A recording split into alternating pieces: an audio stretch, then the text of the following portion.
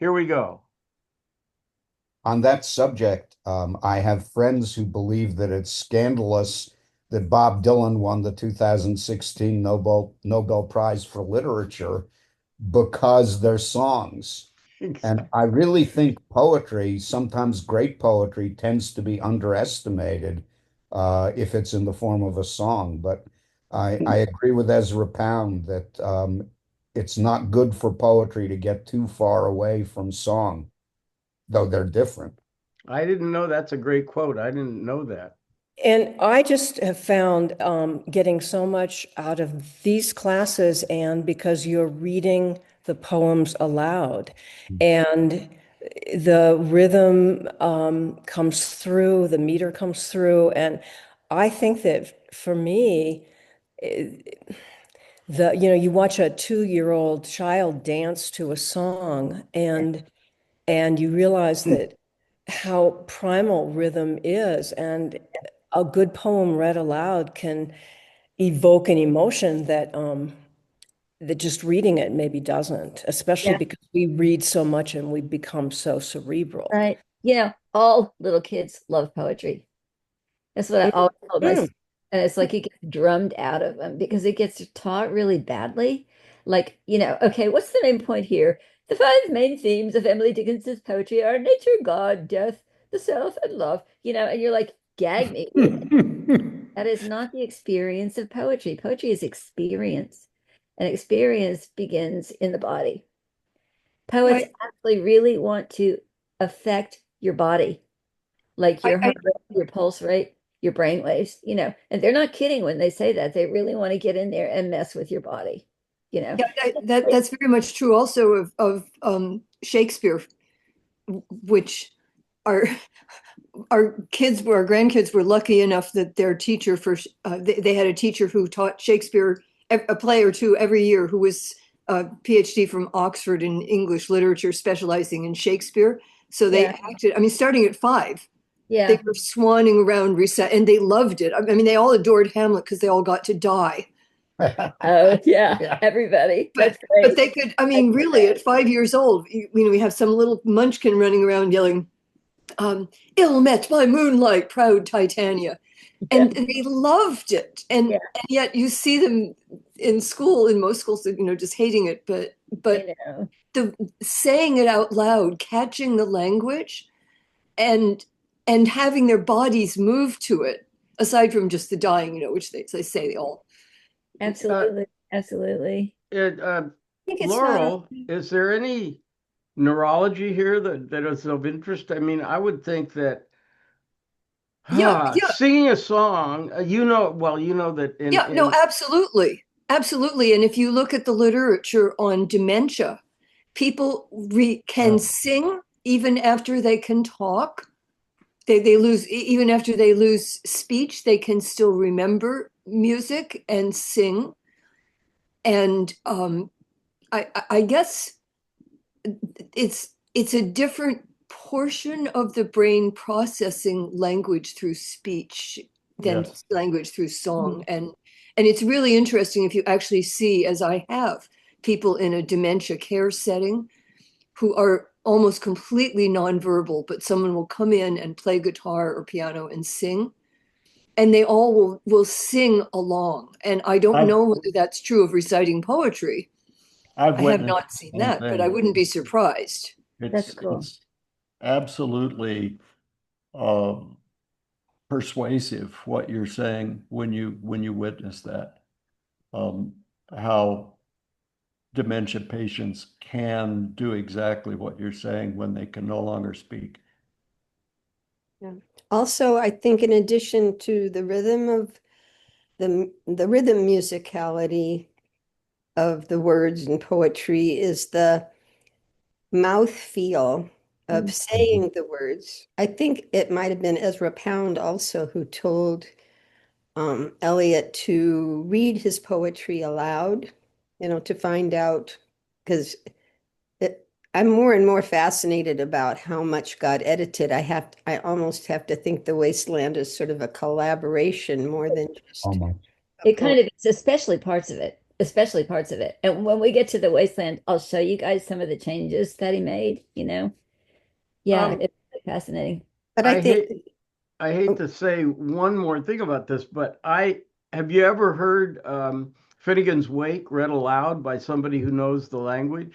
Yeah. That is a whole different experience from I reading the know, book. I know, I know. Anyway, but it's different than even hearing a really good rendition of something is to say it yourself. Mhm. Feel the words in your mouth. So I would suggest you guys, when you're reading poetry, even if you're not saying it out loud, although it's cool if you say it out loud and do like Yeats did, walk around and recite it, you know, but get used to reading in such a way that you're reading the words in your mind silently, like you're saying them silently, you know, rather than we got trained to like speed read and stuff. Don't speed read, just slow way down and hear the words, even if you're not making all the sounds out loud, you know. So let's start with Preludes. This is an early poem. I mentioned last time, and Leslie was talking about this too, how Eliot would, you know, walk the Boston streets. He had this very kind of double life, this life of the um, sawdust restaurants with oyster shells, which he was not really inhabiting, but he was seeking to know about, you know, in a way, and then the life of the tea parties and the coffee spoons. So Preludes is a very early poem. You know, he wrote Prufrock in his early 20s, which is just amazing. And this is another early poem. And this is in sections, of course. So we're going to hear some rhyme. We're going to hear, like with Frost, a really fluid rhyme scheme, and then parts of it don't rhyme at all. One, the winter evening settles down with smells of steaks in passageways. 6 o'clock, the burnt out ends of smoky days. And now a gusty shower wraps the grimy scraps of withered leaves about your feet and newspapers from vacant lots. The showers beat on broken blinds and chimney pots. And at the corner of the street, a lonely cab horse steams and stamps. And then the lighting of the lamps. Two, the morning comes to consciousness of faint, stale smells of beer from the sawdust trampled street, with all its muddy feet that press to early coffee stands. With the other masquerades that time resumes, one thinks of all the hands that are raising dingy shades in 1,000 furnished rooms. 3, you tossed a blanket from the bed. You lay upon your back and waited. You dozed and watched the night revealing the 1,000 sordid images of which your soul was constituted. They flickered against the ceiling.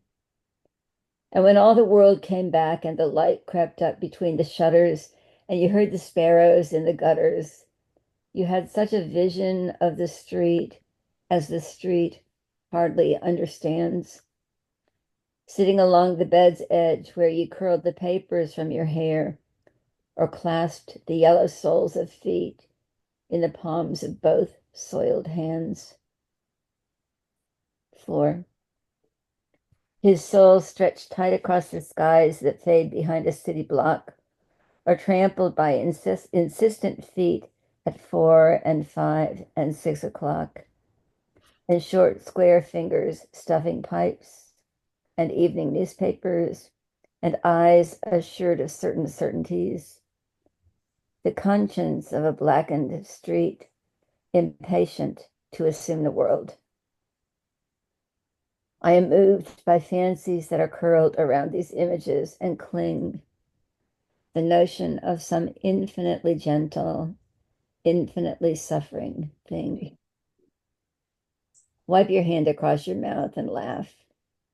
The worlds revolve like ancient women gathering fuel in vacant lots.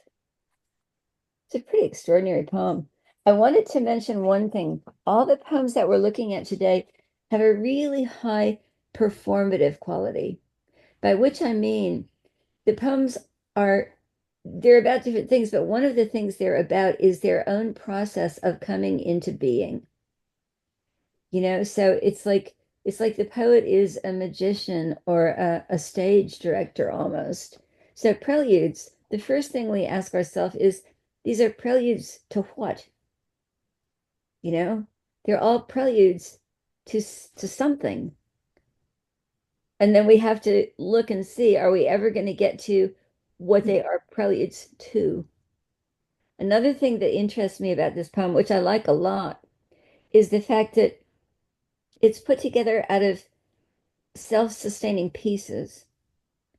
Section 1, section 2, section 3, section 4. Point of view shifts, the details shift, the objective correlatives, which we talked about last time, which is to say the images that bear the burden of the emotion shift. And so we have a kind of collage-like poem here, or a mosaic, a poem that's built out of individual short moments, right? So the first one, just generally describing the city. Oh, another thing I should mention, Eliot is a great poet of the city. And this is a really important thing because the romantic poets like Wordsworth and Keats and so on, especially Wordsworth, felt kind of defeated by the city. It's like cities were starting to become, more populated, more prevalent, and so on. But the Romantic poets, if you look at Wordsworth's poem upon Westminster Bridge, that sonnet, is like the beautiful city lies asleep. And so while the city is asleep, he can appreciate it and appreciate its beauty. But he was very agitated by the thought that Coleridge, his dear friend for a time anyway, Coleridge grew up in a city. And he's like, what effect would that have on somebody's mind? You know?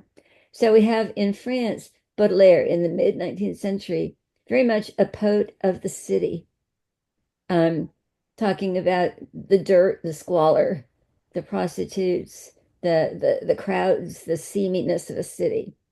And then you have Eliot, as I said last time, discovering these French poets who are urban and urbane, and bringing this awareness of and this ability to write about the city, unreal city, fourmillant cité, whatever, and to write about that. So this is a city poem, and that's super important because if you're going to write poetry, you have to be able to write about the world that you live in. You can't just be galloping around with Sir Galahad in the 21st century. I mean, you can. You probably, sell a lot of novels, but this is an attempt to write the place. So we start out with this kind of what alive but depressed, dirty city. The winter evening settles down. You get the smells of food, the burnt out ends of smoky days. Great image, like a day is a cigarette butt, you know, cigarette butts on the street, the dusty shower, blowing the scraps of paper, the withered leaves, the newspapers, blowing them about the streets of the city, the showers beating on broken blinds and chimney pots. So we know that we're in an atmosphere of some squalor, poverty. And at the corner of the street, a lonely cab horse steams and stamps. And then this great couplet, space, and now the lighting of the lamps. So there's a strong sense of closure between stamps and lamps, but at the same time, there's a sense of something opening up. So this is a prelude that's moving into the lighting of the lamps. The lamps are lit because this is a prelude to great darkness, you know. And notice that we've got a rhyme scheme here that goes A, B, C, B, D, D, E, off rhyme C between lots and clock. So Emily Dickinson, think back to her. E, C again, pots, E, F, F. So it's almost like a frost-like rhyme scheme. Think about after apple picking where it weaves around and it comes back on itself. So Eliot, like this great, great poet, he can use rhyme, but he can keep it moving and changing and flowing. Second prelude, the morning. So we've had the night. The morning comes to consciousness of faint, stale smells of beer from the sawdust trampled street. Here's this sawdust trampled street again. The beer, the stinkiness of old beer, the muddy feet. And then we have this sense again of artifice. You know, Prufrock is a poem that's so conscious of artifice, of people behaving in ways to meet the faces that we meet. And here again, we have the reference to masquerades. With the other masquerades, the time resumes. What masquerades? Getting up in the morning, putting on whatever you put on, putting on whatever face you put on. You know, like there's a metaphor for putting on your makeup, put on your face. Do you know? One thinks of all the hands. And so this wide panoramic view of the morning coming to consciousness around the city, raising dingy shades in 1,000 furnished rooms. So why furnished rooms? Well, because these are kind of flop houses, boarding houses, not fancy manners, you know? So more of this kind of urban life. What is the morning going to be a prelude to? What are these masquerades going to be a prelude to?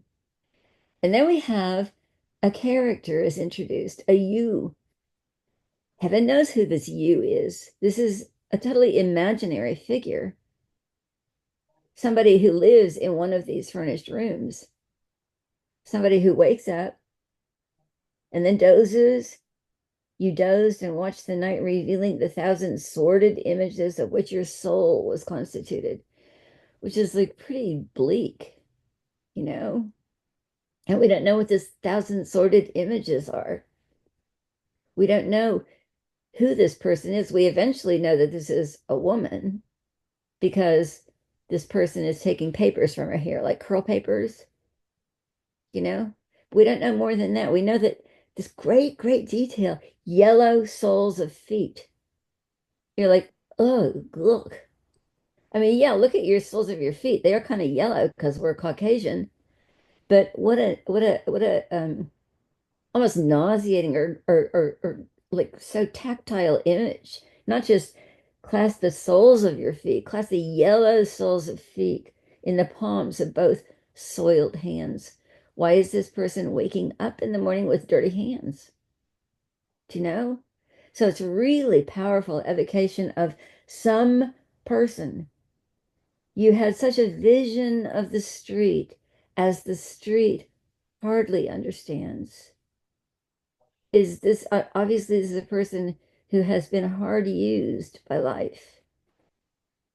Some people have said, oh, this is a prostitute. We don't know, maybe. He's not going to specify.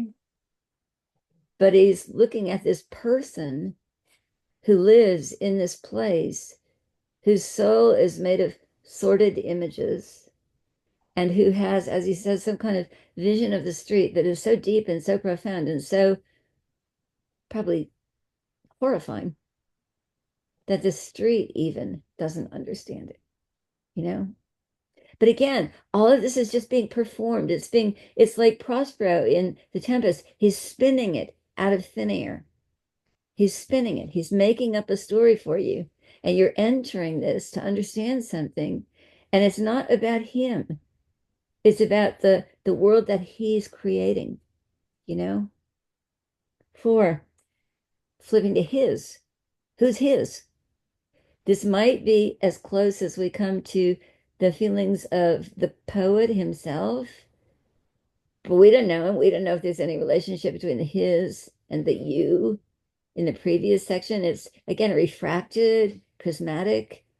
His soul stretched tight across the skies. This is like Prufrock, the soul, the patient etherized upon a table. His soul is stretched tight across the skies or trampled by insistent feet. Poor guy, his soul is getting stretched and trampled.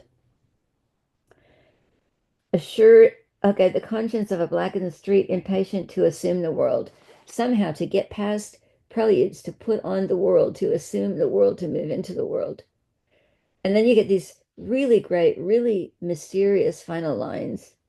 Finally, I am moved by fancies that are curled around these images and cling. So this I has made these images based on what he has seen, what he has walked by, what he has thought about. And now he's reflecting upon these images. I am moved by fancies that are curled around these images and cling. The notion of some infinitely gentle, infinitely suffering thing.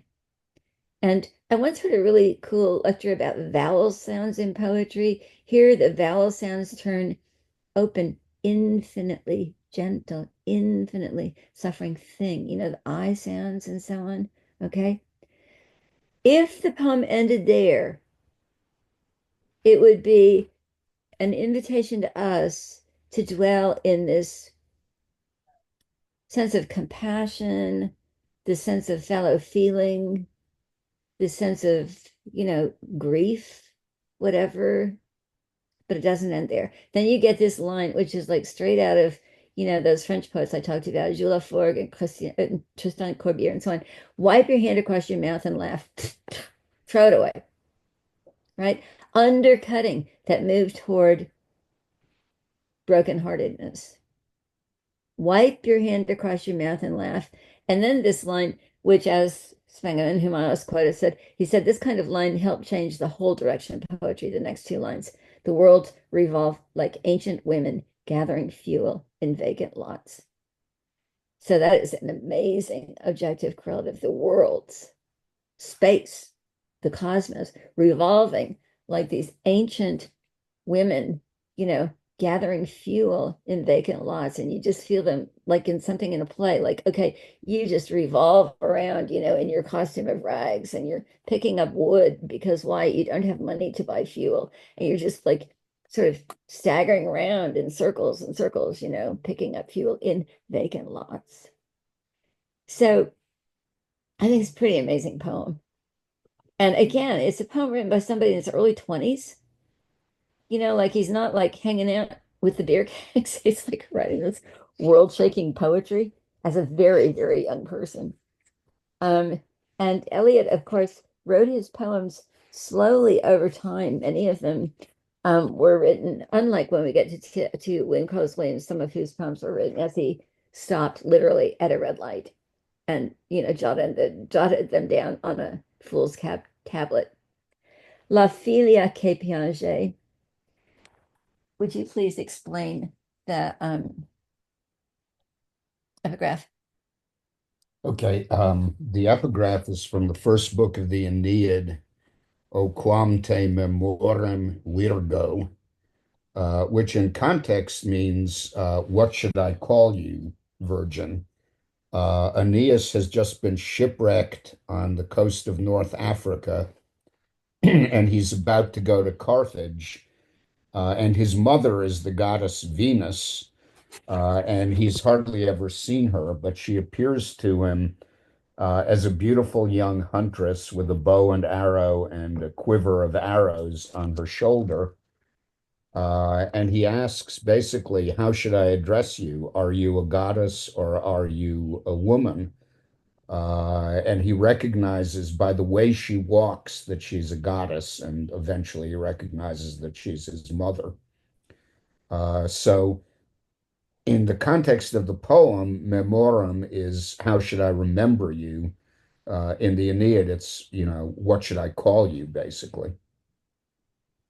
And obviously, he's not talking to his mom in this poem. No. So I'm going to read it to you. I think it's a really beautiful poem. And again, I have written here, it begins with an imperative stand, and then it goes to other imperatives lean, weave, clasp, fling, turn. These are the conditions, the imperative conditions calling the poem into being. So the poem creates the conditions for its own existence. Again, it doesn't matter at all whom he's addressing. He might be addressing somebody that he knew. Like I mentioned that, T.S. Eliot, the person, was in love with Emily Hale, but left her to come back to England. This might be thinking about her, but it definitely might not be. Doesn't matter. So we have this really tender, beautiful, mysterious poem. Stand on the highest pavement of the stair, lean on a garden urn, weave, weave the sunlight in your hair. clasp your flowers to you with a pained surprise, fling them to the ground and turn with a fugitive resentment in your eyes, but weave the sunlight in your hair. So I would have had him leave.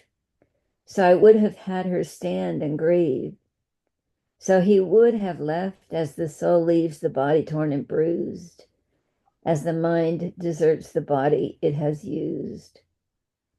I should find some way incomparably light and deft, some way we both should understand, simple and faithless as a smile and shake of the hand. She turned away, but with the autumn weather compelled my imagination many days and out, many hours. Her hair over her arms and her arms full of flowers. And I wonder how they should have been together. I should have lost a gesture and a pose. Sometimes these cogitations still amaze the troubled midnight and the noon's repose. Eliot at one point said this about poetry, quote, "The meaning is the meat the burglar throws the dog, so he may slip into the house unnoticed." And I think that is perfect for this poem because we can't know what this poem means. We can't know to whom it's speaking. We can't know whether we means the poet and the reader, or the poet and a male figure within the poem, him. We can't know. We don't need to know what we're presented with here. And I wanted to include this one because just to show how beautifully Eliot could write a kind of lyric poetry, a kind of evocative, mysterious lyric poetry. And later in our study of Eliot, we'll get to some more of that. But it's a beautiful, beautiful poem. And it's, to me, entirely mysterious. It's calling forth a situation in which a woman, a beautiful woman, is somehow hurt by the leaving of a man. She throws her flowers down, she turns away. She has a fugitive resentment in her eyes. She stands and grieves, almost like a statue. He leaves as the soul leaves the body torn and bruised, as the mind deserts the body that is used. She turns away. And the poet who has created this scene continues to dwell upon the scene, continues to be haunted by the scene. He admits by the end of the poem that there's really a kind of guilt of art, that poetry comes from rupture, poetry comes from loss. If we had wholeness, if we had a lack of rupture, there would not be poetry because there would be no need for poetry. So, he says, I wonder how they should have been together, this woman and this man. What I would have lost is a poem, right? A gesture and a pose, something to haunt the mind. And then with this, end that is a strong ending, not a tentative ending. Sometimes these cogitations still amaze the troubled midnight and the noon's repose. So this lingers in the mind as a scene that's been created, a scene that can't be forgotten, a woman who has been abandoned, a man who has left. Why he's left, who knows? That's what I love about poetry. It just makes up stuff. It just creates worlds, which I think helps to answer what we were talking about last time with the impersonality of the poet. It's like, obviously there's deep feeling in these poems, but they're not about the person of T.S. Eliot. They're not like, I once had a girlfriend named Julie, and she left me on the steps of the fountain whatever. It's not like that. It's like, it's just, here we go. And the human feelings enter in, this feeling of evocative um, rupture and beauty. And the way we get fascinated by, the sunlight in your hair, weave the sunlight in your hair. Obviously, she can't weave the sunlight in her hair. She's not sitting there going, like that. It's like the sunlight is making her hair look woven somehow. And so it's just quite magical. So far, before we move on to Gerontian, does anybody have any questions or comments about these two poems? I actually did see her running her fingers through her hair. That could be. Yeah. Yeah, But another thing is this rupture that is talked about, without which there wouldn't be any poetry. Certainly, that's not true. You can have a celebratory poem. Mhm. yeah. Well, what's his name? I'm blanking on his Who are you name. thinking of? The French guy. What's his name? I know the problem. No, the guy who says we fall into language. Him, We're all Julie, there with you. whatever. Derrida. No, the guy, whatever. I'm totally blanking on the name of this French 20th century philosopher who talks about the imaginary, that as babies we don't yet fall into language, and as we gain consciousness. No, the other guy. Janae? No. I just want to mention that I've noticed that Laurel Eliot hasn't has made quite a fascination with women's hair. Yeah. I think he talks about it a lot more than we do. Who, I James remember Eliot? the hair on the women's Yeah. arms and Oh yeah. when we discussed the other day. Well, I mean, if you want somebody who's fascinated about hair, read Hemingway. Whoa, baby. Hemingway was obsessed with hair. Laurel. The fact that the initial line is from the Aeneid struck me a little bit, because one of the things that happens in the Aeneid and a bunch of the other Greek poets is that women are always getting abandoned. Yeah, absolutely. Absolutely. Scholarly sort, and had studied Latin, whether Eliot was familiar with Ovid's Heroides, which I did not know about until fairly recently, when our grandson took a Latin class. It took a class in them. He's actually studied Latin, but that's Ovid wrote a series of poems from the point of view of the women who were always being abandoned.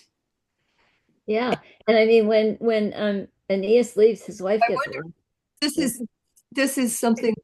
Yeah, but his wife just disappears. Sure, absolutely. The women and the men feel like. It was fascinating to me that Ovid had the insider vision. He must have had some women in his life who maybe whined about all the all the poems. You are always writing about the men and left out. But the rumor is he was exiled because he had an affair with the Emperor Augustus' daughter Julia.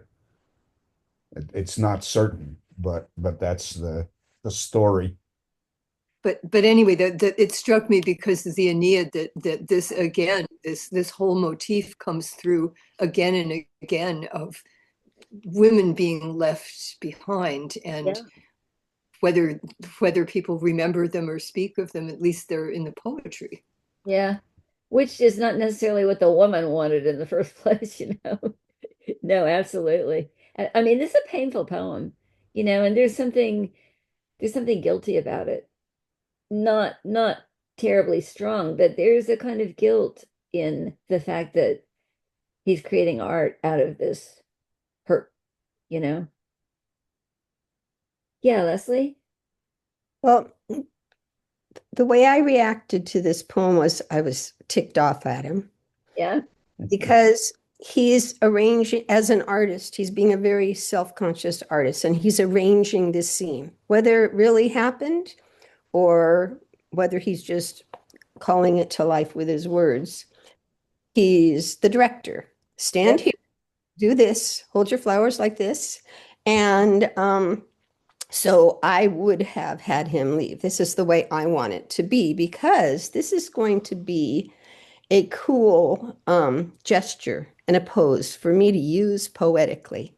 Yeah. And then sometimes it actually troubles him. You know, there's this little thing at the end of maybe he actually, oh, maybe I have some emotional involvement here, but at no point does he feel any sympathy for her or anything. I mean, he's the one, he being the created male, Mhm. is arranging all of this.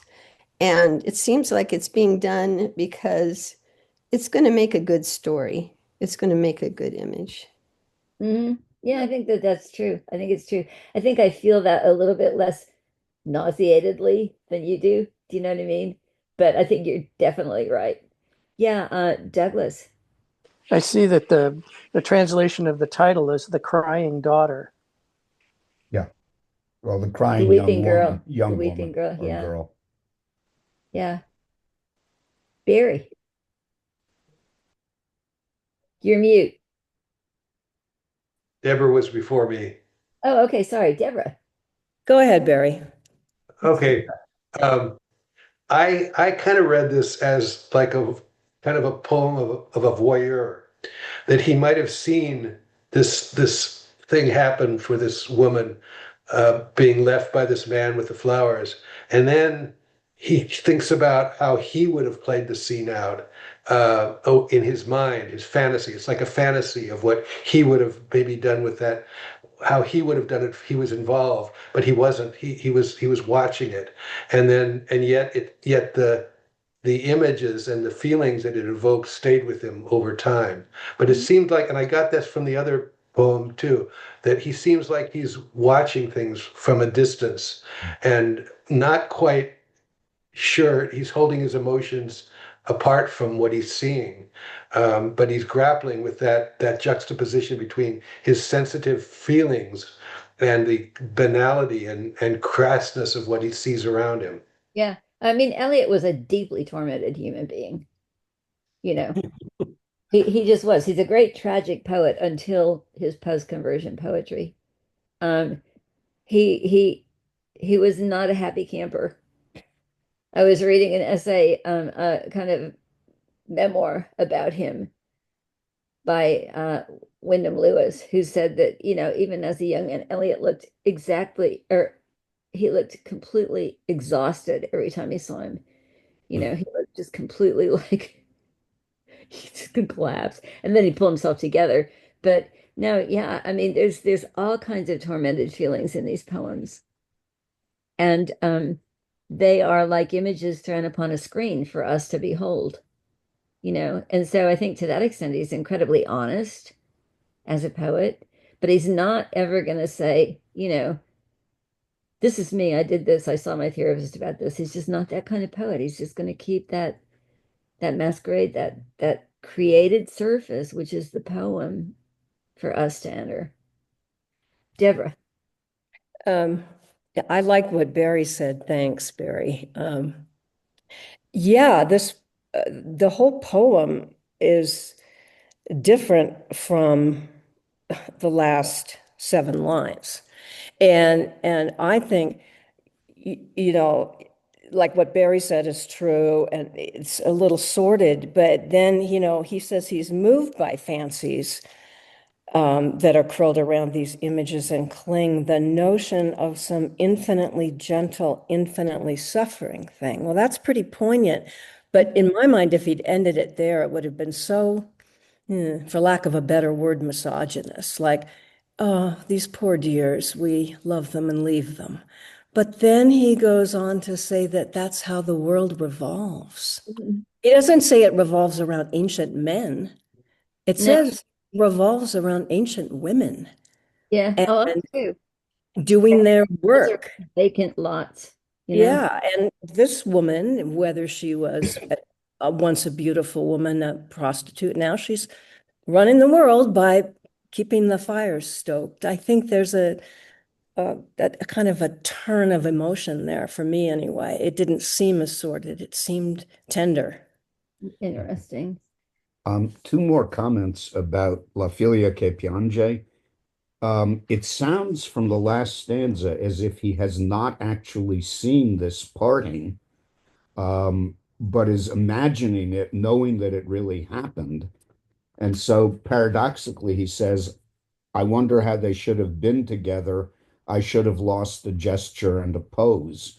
The gesture and the pose comes from his imagining the scene. If he'd actually seen the scene, he would have lost that gesture and the Mm. pose.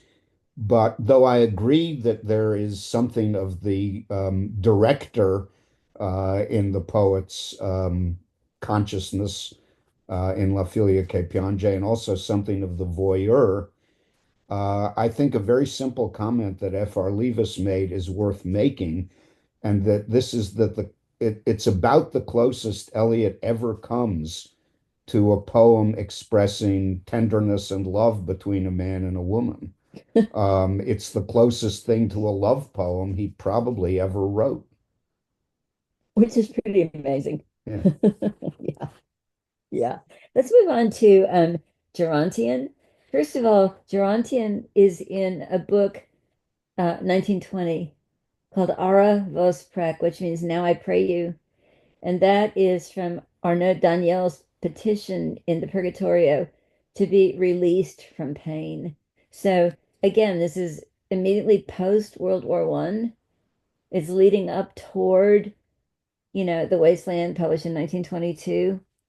And Gerontian, we actually are going to have it recited for us from memory by Peter.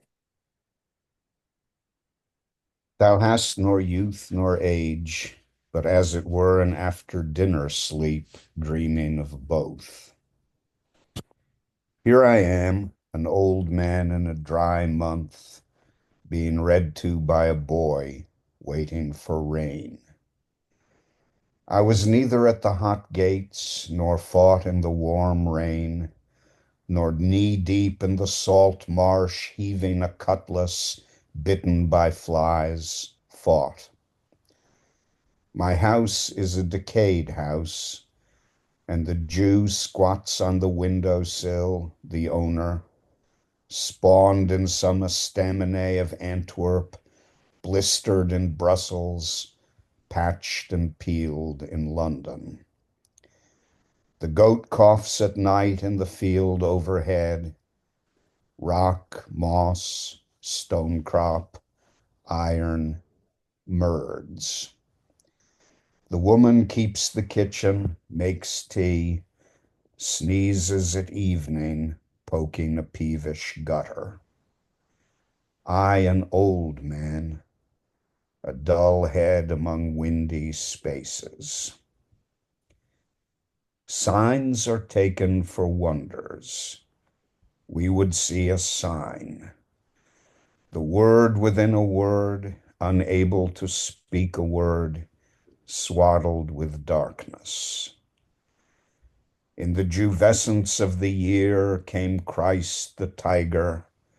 In depraved May, dogwood and chestnut, flowering Judas, to be eaten, to be divided, to be drunk among whispers, by Mr. Silvero, with caressing hands at Limoges, who walked all night in the next room, by Hakagawa, bowing among the Titians, by Madame de Tournquist, in the dark room, shifting the candles, Fräulein von Kulp, who turned in the hall, one hand on the door. Vacant shuttles weave the wind. I have no ghosts, an old man in a drafty house under a windy knob. After such knowledge, what forgiveness? Think now, history has many cunning passages, contrived corridors and issues, deceives with whispering ambitions, guides us by vanities. Think she gives when our attention is distracted, and what she gives with such supple confusions that the giving famishes the craving. Gives too late what's not believed in, or if still believed, in memory only, reconsidered passion. Gives too soon into weak hands what's thought can be dispensed with, till the refusal propagates a fear. Think, neither fear nor courage saves us. Unnatural vices are fathered by our heroism. Virtues are thrust upon us by our impudent crimes. These tears are shaken from the wrath-bearing tree. The tiger springs in the new year, us he devours. Think at last we have not reached conclusion when I stiffen in a rented house. Think at last I have not made this show purposelessly, and it is not by any concitation of the backward devils. I would meet you upon this honestly. I that was near your heart was removed therefrom to lose beauty in terror, terror in inquisition. I have lost my passion. Why should I need to keep it, since what is kept must be adulterated? I have lost my sight, smell, hearing, taste, and touch.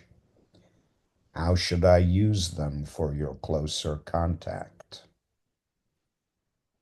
These, with 1,000 small deliberations, excite the membrane when the sense is cooled with pungent sauces, multiply variety in a wilderness of mirrors. What will the spider do? Suspend his operations? Will the weevil delay? The Belash, Fresca, Mrs. Camel whirled beyond the circuit of the shuddering bear in fractured atoms. Gull against the wind, in the windy straits of Belle Isle, or running on the Horn, white feathers in the snow, the Gulf claims, and an old man driven by the trades to a sleepy corner. Tenants of the house, thoughts of a dry brain in a dry season. Thank you, honey. You're welcome. Yeah. Truly, he was not looking at the book. You have only her word for that. Yeah. Well, that was certainly funny. Yeah, I know. I know. This is one of those you know, lighthearted, jovial poems written by a man in his early 20s. Yeah. So as somebody comments, Prufrock is about a man who will do nothing. Gerontian is about a man who has done nothing, and there we have it. Um, Gerontian, of course, is from the Greek. It means little old man. It doesn't mean little, I think. I don't think there's. That's what I was taught. Well, maybe.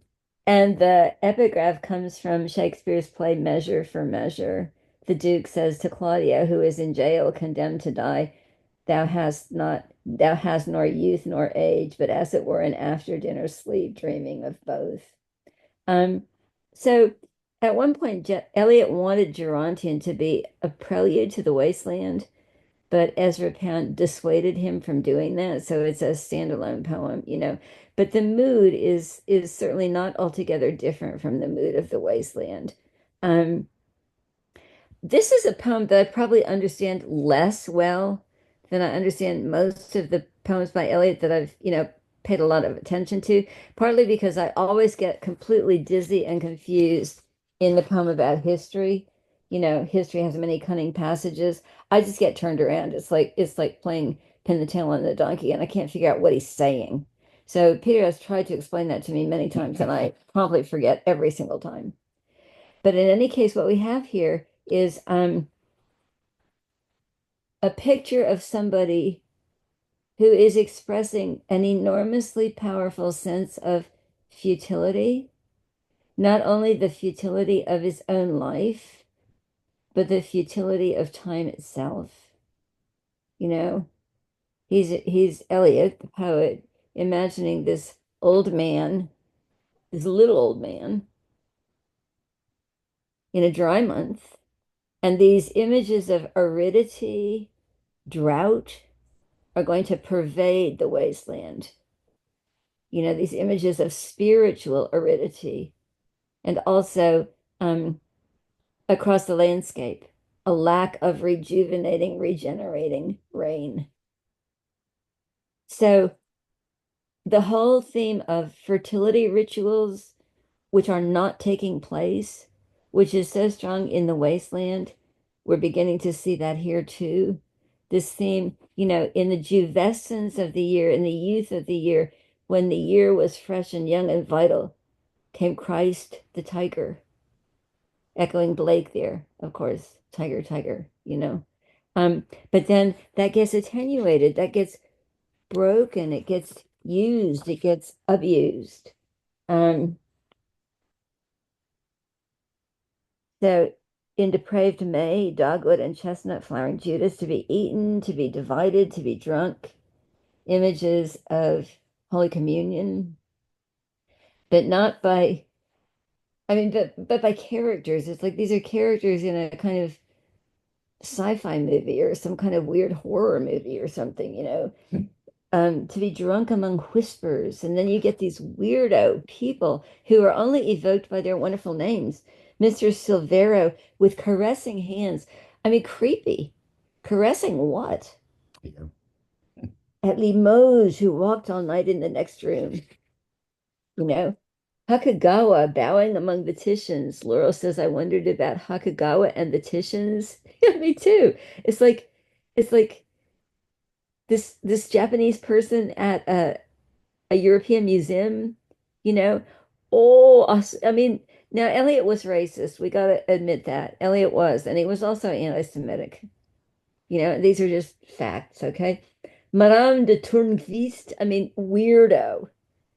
She sounds like what? Shifting the candles for a seance for some kind of, you know, dark Sabbath, right? Fräulein von Kulp. And here again, this weird image of something that is ominous, that presages something, but we don't know what. Who turned in the hall, one hand on the door. What's happening? And we don't know. Vacant shuttles weave the wind. And then he says, what? I have no ghosts. But these were all like ghosts that just got conjured. But then he says, I have no ghosts. An old man in a drafty house. His mind is drafty. The house is drafty. The culture is drafty. The physical landscape is arid, you know? And then you get this inquisition of history, which, as I said, I flat out do not understand. But it's just the idea that time never gives us what we long for, that it gives us too much when we can't cope with it, that it withholds what we desperately need. And what Eliot is starting to express here in these poems is this desperate longing for what he calls, you know, the moment out of time, the timeless moment, which is to say, 7 years later, going to issue in his conversion, in his belief in a God that was very difficultly held on to, but nevertheless became really the center of his existence. Do you know? So we start to see that here and in the wasteland and in a poem, The Hollow Men, and then in the pre-conversion poems leading up toward this conversion moment. And here we just see this neither fear nor courage saves us. Virtues are forced upon us by our impudent crimes. These tears are shaken from the wrath-bearing tree, the tree of knowledge, the Judas flower. Catherine Ann Porter wrote a really great short story called Flowering Judas, taking the title from this poem. It's redbud, isn't it? Flowering Judas. I don't know what it is. I'm not sure what it is, but it's a specific southern tree. And then again, the reference to the tiger springs in the new year. Us, he devours. And it's really beautiful lines. I would meet you upon this honestly. He seems to be, to me anyway, speaking to Christ. I would meet you upon this honestly. I that was near your heart was removed therefrom. And then there's a kind of telescoping of history to lose beauty in terror, terror in inquisition. I have lost my passion, referring to what this attenuated desiccation of the soul. Why should I need to keep it, since what is kept must be adulterated? I've lost my sight, smell, hearing, taste, and touch. How should I use them for your closer contact? And then again, this kind of dying fall in the last stanza of the poem that turns around to echo where it began. But again, with these great people, whoever they are, whirled beyond the circuit of the shuddering bear in fractured atoms, these atomized universe. De Bellach, Fresca, Mrs. Camel, who the heck are they? And we see them sort of like the whirling women in the vacant lots at the end of Prelude. We see them just whirling off. And you think about the fact that Eliot lived in a country right after a world war, so many of the men of which had gone and been lost, the war that was supposed to end all wars, the war that destroyed so much, the war that brought the modernist age firmly into being. And the modernist age is very much an age of fragmentation. These fragments I have shored against my ruins, says Eliot in The Wasteland. And that's what we're starting to hear, in Gerontian. So I wonder if people have comments. We'll all end in fractured atoms, but I think there is something really affirmative about the gull. It's beautiful, and it's in a sense brave in that it's flying there in the Gulf or Cape Horn or Belle Isle, very different places. There's something clean and vital about it, and it suggests what Gerontian has lost. Yeah. Also, I think there's a deliberate ambiguity as to whom he's addressing when he says, I would meet you upon this honestly.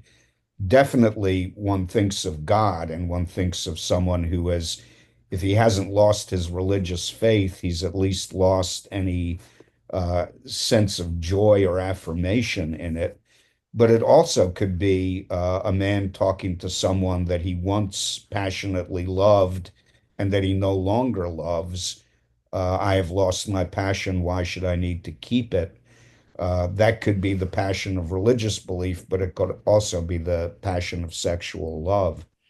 And what is kept must be adulterated is literally true. If you're going to keep food long enough, you have to put preservatives in it, and the preservatives adulterate it. And it's also figuratively true. He's also talking to us. I would meet you upon this honestly, like talking to us, Maybe. I really liked Eliot when I was college age, and I loved all the despair and the meaninglessness of life and all that. And now I must say my reaction is the poor dear. Uh, what the hell? Yeah. It because I don't feel that way as an old man. I don't feel like everything is dried up and withered away, although it is dry. It if I can get your indulgence for a second, here is a quote from Thomas Jefferson that I ran across within the last year. He was 76, and he says a decline of health at the age of 76 was naturally to be expected and is a warning of an event which cannot be distant and whose approach I contemplate with little concern. For indeed, in no circumstance has nature been kinder to us than in the soft gradations by which she prepares us to part willingly with what we are not destined always to retain. Yep. First one faculty is withdrawn, and then another: sight, hearing, memory, euchrocy, affections, friends, filched one by one until we are left among strangers, the mere monuments of times past, and specimens of antiquity for the observation of the curious. I mean, that was a president of the United States writing that. Can you imagine that coming out of the mouth of, I shall not mention his name. But anyway, I was reminded of it because of he's saying in the passage close to the end about this is gone and this is gone and this is gone. And Jefferson saying, yes, this is nature's way of kindly accustomizing to our diminishing life. And Yep. just kind of a wonderful, different view. Yeah, absolutely. Absolutely. Douglas. Yeah, I think it's difficult for us to imagine what it would have been like in 1920 when there were so many people who were just broken Yeah. and mutilated by the horrors of World War I, and it's very interesting. He I think it's difficult to imagine what it was like, and also the Spanish influenza. Hmm. I mean, all of this was happening, and kind of it's sort of mind blowing. Yeah, Yeah, but it is. the reaction was the Roaring Twenties. That was the reaction to it. That's true. Which is there's something sort of desperate about the Roaring Twenties, you know? Well, party on. The same thing happened in the United States after World War II. The United Yeah. States had flourished after World War II. Yeah, exactly. I mean, there's a lot of poetry coming out of Gaza right now, and that would be to me an analogy, you know. Yeah, Barry. I definitely felt the shadow of World War I in this poem. When he mentions in the early that he wasn't in the war, he didn't wield a cutlass, Yeah. he was watching it. And I think that the things about history are really a very cynical but appropriate feeling after a war as devastating as World War One, where he's really saying, we could have learned things from this, but we didn't, Mhm. because history gave it to us too soon or too late, and we weren't able to make anything of it, and it's left us just empty and bereft. And I think, but I really felt the presence of World War One in this poem. Yeah, Yeah, well, if he felt that, think of how the Germans felt. And he's not even on the losing side of this. yeah, And the hot gates also literally Thermopylae is the hot gates. So Right. that's one of the most famous battles in history. And, one of the most heroic last stands ever made. So he kind of evokes something heroic. He evokes passionate love. He evokes passionate religious belief, but he doesn't have it, the old man who's speaking in the poem. right. Yeah. I just have one question. Uh, well, comment first, Tony, maybe I got this wrong, but somebody, I think it was Sophocles, said, "No one loves life like an old man." Oh, Is I, that correct, Tony? Sophocles. I I don't know. I bet Peter knows. I don't No, know I that just quote. don't think it was Sophocles, but it's a very interesting remark. He said something about wisdom, though, Uh-huh, uh-huh. comes with Uh, age. but yeah, the older you get, let's hope the more you treasure it. But my question is, Anne or Peter, what's the reference? Do you have any idea about the shuddering bear? I think Ursa Major or Ursa Minor. It's like we're not only blown into fractured atoms, it's as if we were blown into outer space, Mm-hmm. beyond the constellations. Mm-hmm. That makes sense. Thanks. yeah, yeah. Yeah, Leslie. Well, one thing I was reminded of, in reading this is I was thinking about who Eliot was hanging around with. Hmm. But he was hanging around with the Bloomsbury group, and Hmm. they were all sitting around.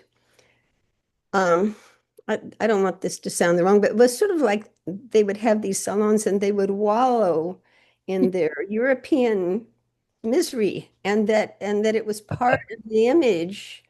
I mean, there were suicides and things like this because there were people from the different arts, but it was sort of the post-war European misery, and I don't think America ever experienced that with that war in the same way. And so I remember reading that a lot of the critics of the American critics of Eliot were saying, this is just a pose. Get over it. We're vigorous. And in fact, which poem was it in which he had some reference to a Western cowboy being strong and virile and all this? And Pound said, no, you've got to cut that out. It's interfering with the image that you're developing here. So I think part of it was they were really feeling it. I mean, apparently Eliot got the Spanish flu and everything, and he really was despondent, and there was really misery all around him. But all of it, but also among artists, it was a milieu that seemed appropriate to them for artists. Appropriate. Artists are supposed to suffer. Oh, I see. You know. Yeah, that I deny that, but But I mean, but those artists felt that way about it. well, a lot of artists do, but that doesn't make it right. I'm sorry, I know. Well, I see you have your hand up, but you were just talking. One more thing, somebody wrote into the Yale alumni magazine when I was there, an old man, and he said, well, I'm up in years. He was like class of '06 or something. And I can't see very well anymore, but I've seen just about everything I want to see. And I can't hear very well anymore, but I've heard just about everything I want to hear. And I can't get around very well anymore, but I've been just about every place I want to be. But I do sometimes miss my mind. That's pretty funny. Kind of not. Yeah. Anybody else? Well, guys, we're going to go to William Carlos Williams after Eliot, and Williams is going to be very, very, very different. So if you're kind of getting worn down a little bit by Eliot, I mean, Eliot is one of the great poets in English, but he is also, you know, he writes a lot about suffering. But Four Quartets is really different from that. So anyway, we'll get there. Is it okay with you guys if we kind of take our time for a little while with Eliot? Because I do want to actually spend probably 2 days on the wasteland and then enough time on Four Quartets to actually really talk about it. Is that okay with you guys? Okay. If not, let me know. You can say this is getting so incredibly boring.